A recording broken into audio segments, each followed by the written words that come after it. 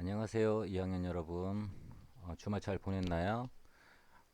오늘은 두 번째 시간인데요. 오늘은 무역의 종류에 대해서 한번 배워보도록 하겠습니다. 무역의 종류가 워낙 많기 때문에 오늘은 요 한 슬라이드만 하면 수업은 끝날 것 같아요. 여기에 무역의 종류가 다 들어가 있습니다. 설명이 없어서 그렇지 모든 무역의 대부분의 종류가 여기 다 들어가 있다고 보시면 되겠어요. 자, 교재는 15페이지에 1-2의 무역의 종류 부분입니다. 자, 책을 펴시고 선생님하고 같이 수업을 진행해 봅시다. 자, 첫 번째, 이 보니까 무역의 종류가 5가지 형태로 이렇게 나눠져 있습니다. 첫 번째는 물품 형태,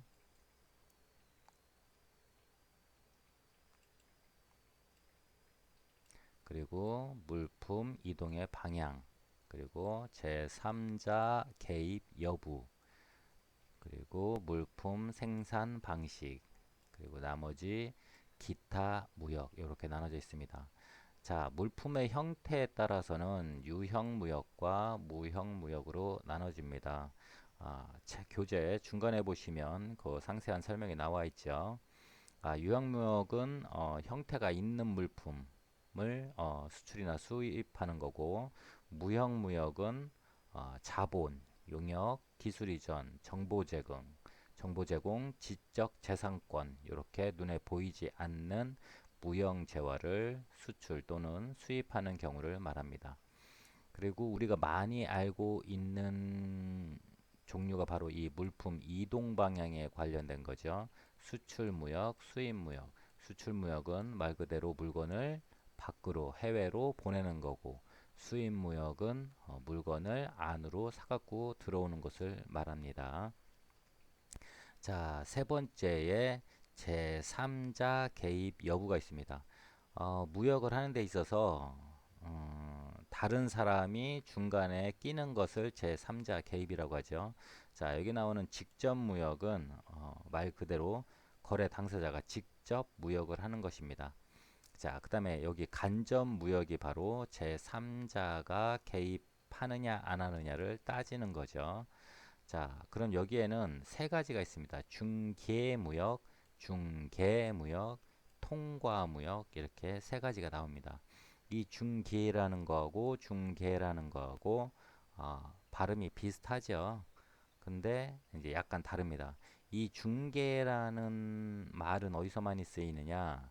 우리가 야구 중개, 축구 중개 이렇게 말할 때 많이 쓰이는 내용입니다. 중개, 누군가가 중간에서 어, 그 당사자, 그러니까 만약에 한국하고 일본의 축구라고 한다면 그거를 제3자가 이렇게 보고 그 내용을 중간에서 통하게 해주는 거죠. 음, 서로 뭐 한국이 1대1로 골을 넣습니다. 뭐, 뭐 자살골을 넣습니다. 뭐 이런 것들. 어,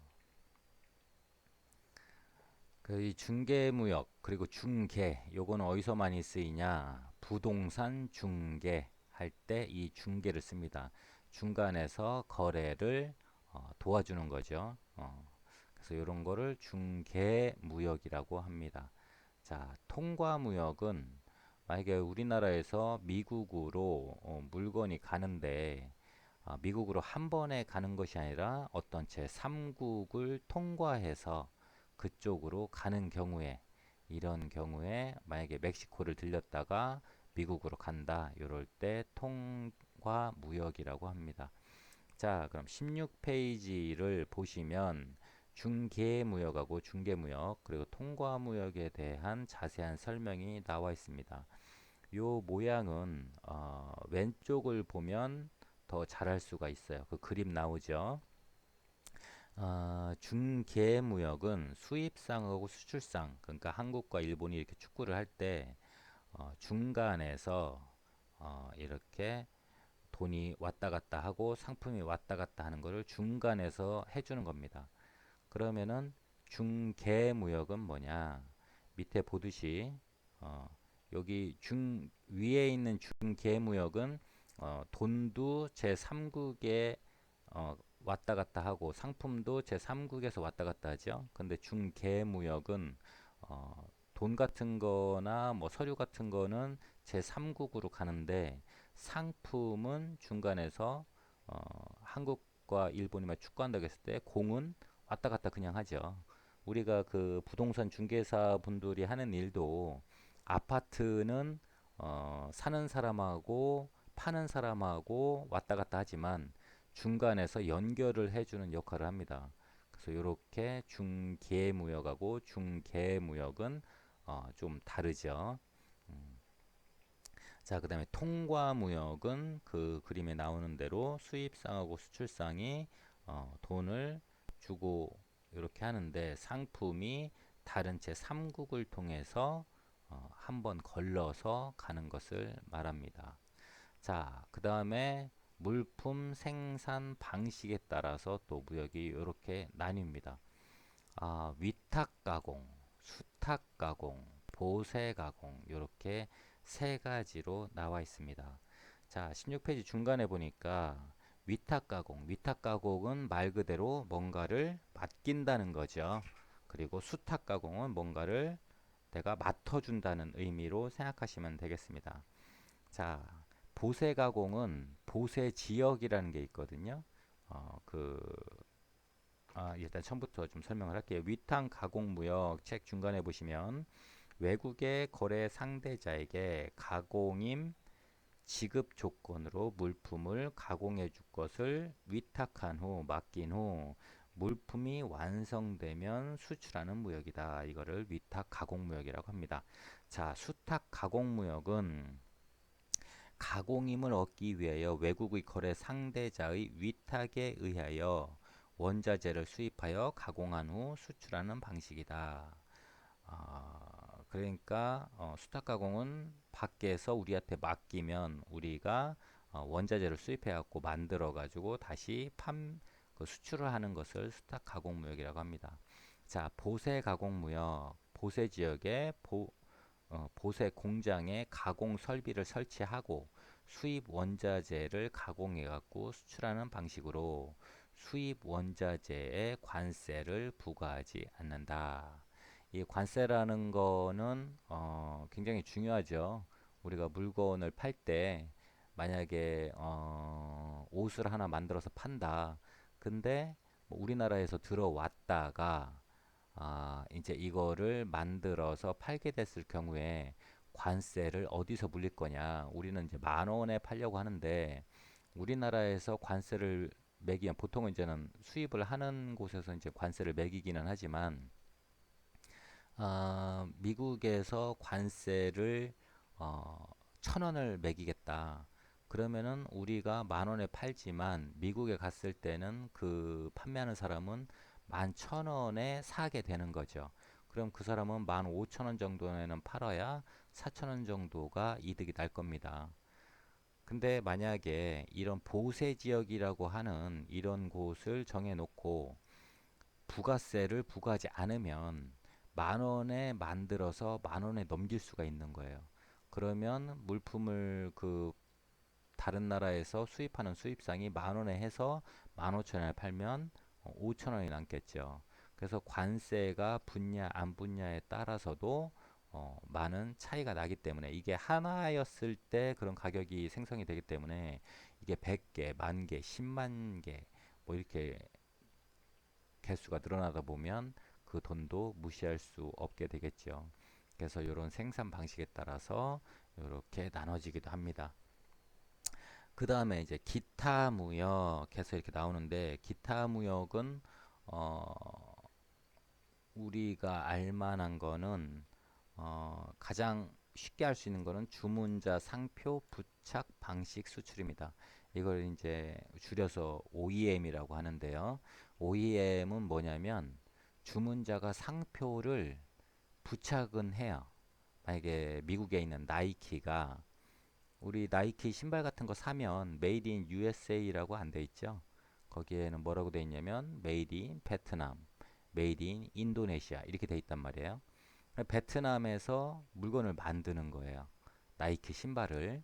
근데 사람들이 만약에 나이키 신발 하는 공장에서 외국에서 안 만들고 자기네 나라에서만 만든다. 메이드 인 USA로.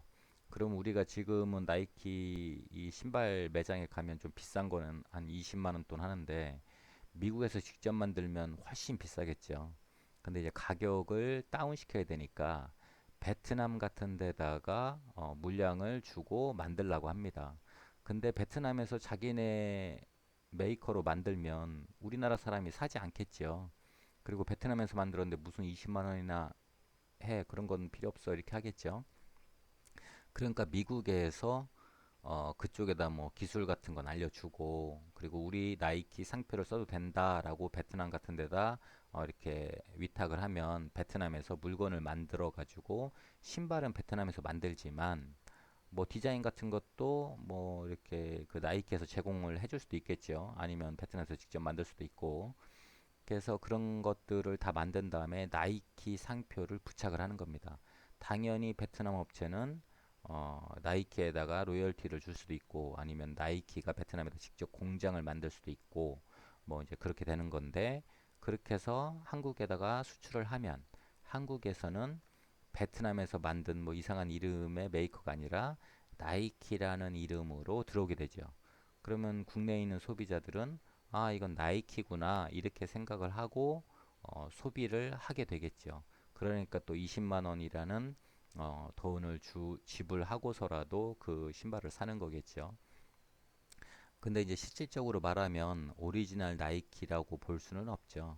베트남에서 베트남인들이 만든 거기 때문에 직접적인 나이키라고 볼 수는 없죠. 그래서 이제 신발 같은 걸 좋아하는 사람들은 이 메이드 인 베트남 이런 것들은 사지 않습니다. 나이키를 수집할 때도 메이드 인 USA로 돼 있는 신발을 꼭 수입을 하죠. 그래서 그 사람들이 판매자한테 이거 나이키 어디 거냐 이렇게 물어가지고 뭐 미국 거다 그러면 사가지고 자기가 이렇게 수집도 하고 또 비싼 가격에 팔기도 하고 이런 형태를 보이죠. 그래서 우리가 많이 주변에서 볼 수 있는 게 주문자 상표 부착 방식 수출, 다시 말해서 OEM 수출을 가장 많이 알고 있습니다. 자, 지금 하는 내용은 책 17페이지에 있는 건데요. 처음에 이제 플랜트 수출, 이거는 거기 내용을 보시면 공장 기계 설비, 댐 건설, 우리나라가 또 댐을 되게 잘 만들어요. 그래서 외국에서 이제 댐도 건설해 주거든요. 이런 것도 수출이라고 할 수 있죠. 그리고 선박, 우리나라 조선업이 1위죠. 그래서 선박, 철도 등과 같이 설치 및 운영에 거대한 자본과 높은 기술이 요구되는 거래 형태로 설계부터 시운전까지 수출업자가 일괄적으로 시행한다. 그 두바이에 가면 우리나라가 지은 건물이 있다고 하죠. 가장 높은 건물. 그런 것도 이제 지을 때 수출을 건물을 지어서 수출할 수는 없잖아요. 그러니까 직접 가서 그리고 이제 거기에 그 건물에는 많은 종류의 이제 기술 같은 노하우도 들어 있겠죠.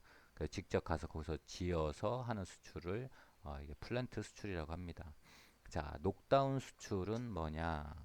이 녹다운 수출은 해외 현지에 부품이나 반제품을 수출하고 반제품이란 건 반쯤 만들어 놓은 거예요. 그래서 현지에서 제품을 완전히 조립한 다음에 완제품으로 판매하는 방식입니다. 그래서 이런 걸 녹다운 수출이라고 하고요.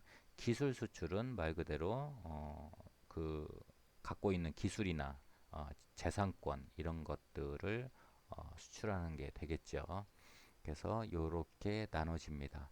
그래서 형태로는 물품 형태, 물품 이동 방향, 제3자 개입 여부, 뭐 물품 생산 방식, 기타 무역 이런 형태로 무역의 종류가 나눠지지만 한 가지로만 딱 이루어지는 게 아니고 이런 것들이 여러 가지가 어, 섞여서 그 무역의 종류 형태가 된다고 보시면 되겠습니다. 오늘은 많은 종류의 무역의 종류를 알아봤습니다. 다음 시간에는 무역과 국민. 자, 오늘도 수고하셨습니다.